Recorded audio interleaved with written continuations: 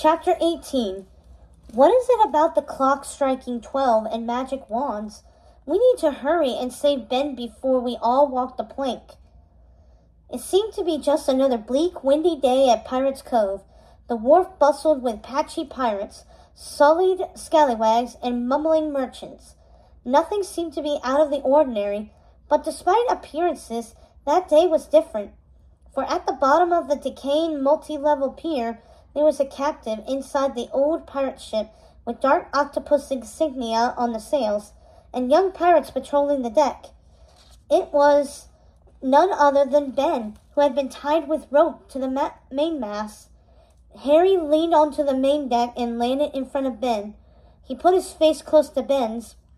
"Coochie, coochie, coo," he teased, grazing Ben's chin with the curve of his sharp hook.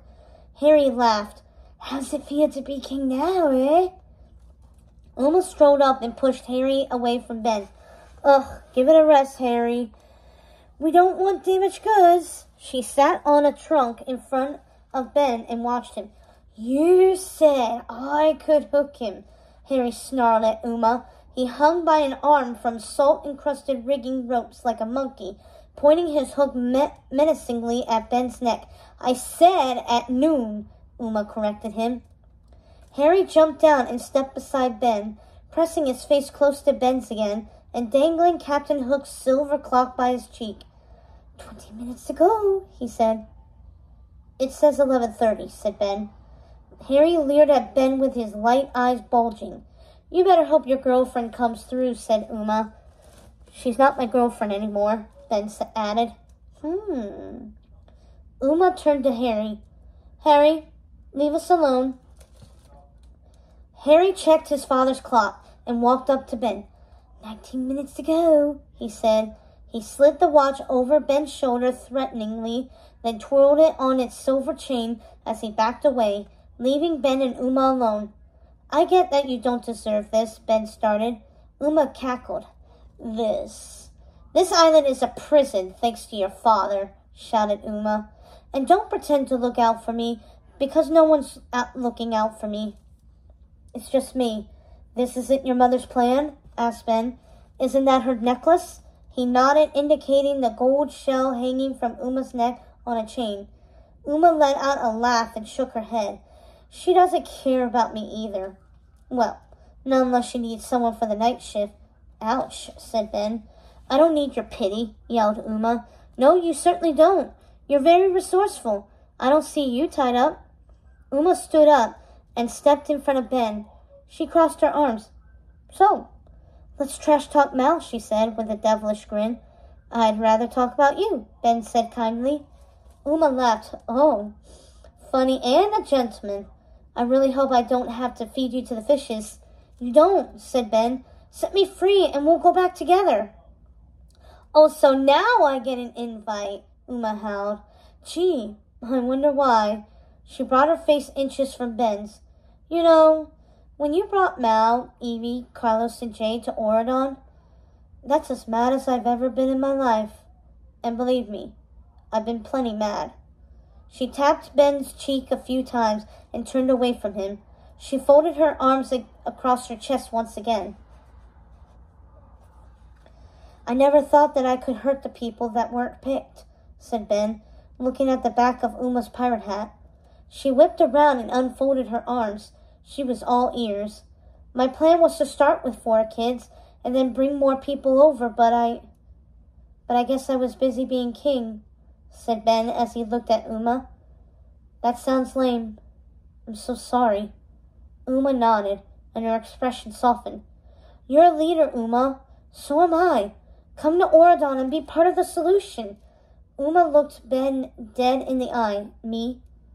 Part of your solution," she said. Ben looked at her for a long, hopeful moment. She shook her head. Nah, I don't need you." She jabbed a finger at Ben's chest. "I'm gonna get there on my own." She looked at the pirates and barked. "Harry!" He marched over to them. Uma touched her shell necklace. "And see what this puppy can do," she added.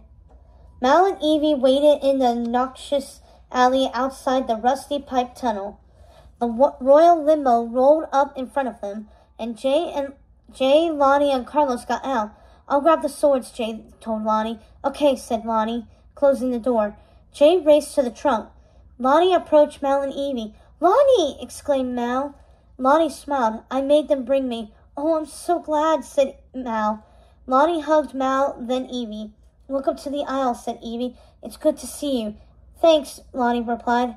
We brought swords, Jay told Carlos. He opened the trunk of the limo and pulled out the quiver of swords, revealing Dude, who peeked up from a blanket. And Dude, Jay added, surprised. I told you not to stay. Or, I told you to stay, Carlos said to the dog. I flunked obedience class, said Dude matter-of-factly. Jay smirked and rolled his eyes. Great. And he can still talk. Carlos lifted Dude from the trunk. Lucky I love you. Come on.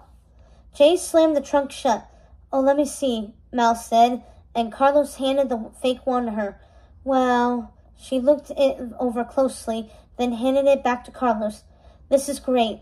Thank you so much. Then she turned to her friends. All right. Are we ready? Everyone nodded solemnly. Yeah. Evie held up Mal's backpack, which contained the smoke bombs. Let's do this. Mal purposefully turned and led her friends into the pipe tunnel.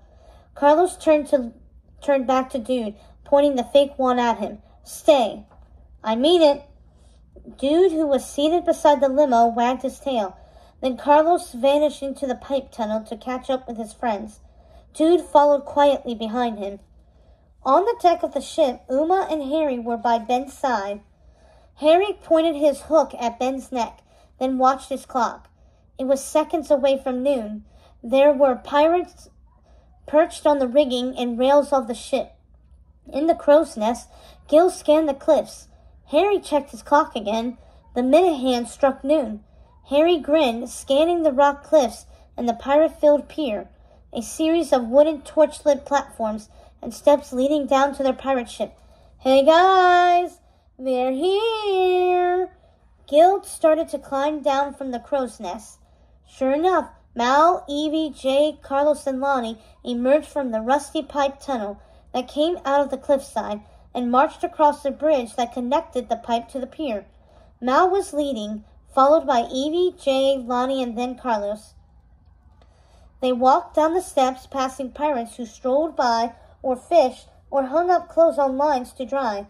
Wooden signs that said things like Hook's Inlet, Thieves' Market, and Misery Rock pointed every which way, and alligator-infested waters frothed below them in the dark mist. The pirate ship was waiting. Uma turned to her crew and smiled wickedly. Let's get this party started.